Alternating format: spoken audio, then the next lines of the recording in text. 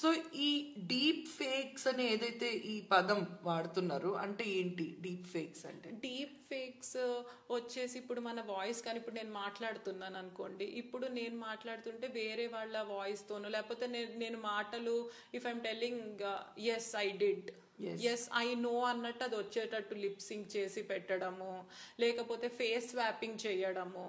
ఇప్పుడు ఈ రష్మిక మందనది కూడా ఈ మధ్య కొంచెం ట్రెండింగ్ లో ఉంది. Does this come under deep fake? yes it is deep fake only. దాని గురించి ఐ థింక్ ఇండియా వైడ్ అప్పుడు డిస్కషన్ జరిగింది సమ్ టైమ్ బ్యాక్. ఎందుకంటే ఆ హీరోయిన్ ని కూడా వేరే ఒక సమ్ ఇన్ఫ్లుయెన్సర్ బదులు రష్మిక స్వాప్ చేశారు అనమాట. And it look very natural, అందరూ తనదే నమ్మే అంత వరకు.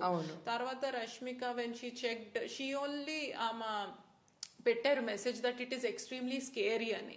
When it comes to that ఒక సెలబ్రిటీకి who has a voice and who can raise it and now ఆమె తీపిచ్చేసింది. So they have that privilege and they can voice it out, they are in that position.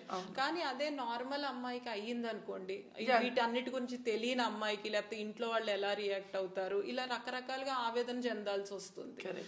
So when celebrity only said it is extremely scary for her, అంటే ఆమె అంత బాధపడింది ఇబ్బంది పడిందని. Just imagine normal ఒక women position మన society.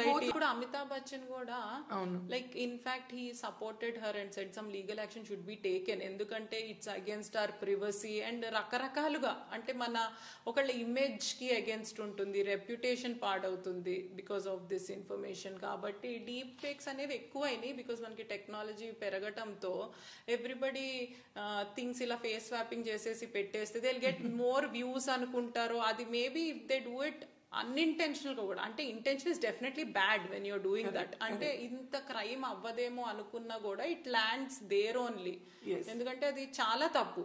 And ఇలాంటివి చేసేవాళ్ళు దే షుడ్ థింక్ అది వాళ్ళ ఫ్యామిలీ మెంబర్ అయితే ఎలా ఉంటుంది, ఎలా ఫీల్ అవుతారు, రెప్యుటేషన్ ఎలా ఉంటుంది, వాళ్ళు ఎలా తీసుకుంటారు అనేది ఒకసారి ఆలోచించాల్సి వస్తుంది. బట్ డీప్ ఫేక్ కల్చర్ అనేది ఎక్కువైంది.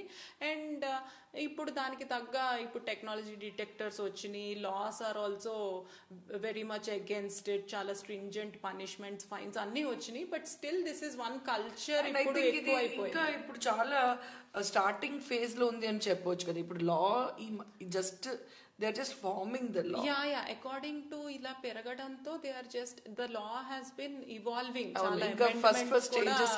జరుగుతున్నాయి to protect these kind of things, these victims and to punish people who are doing this.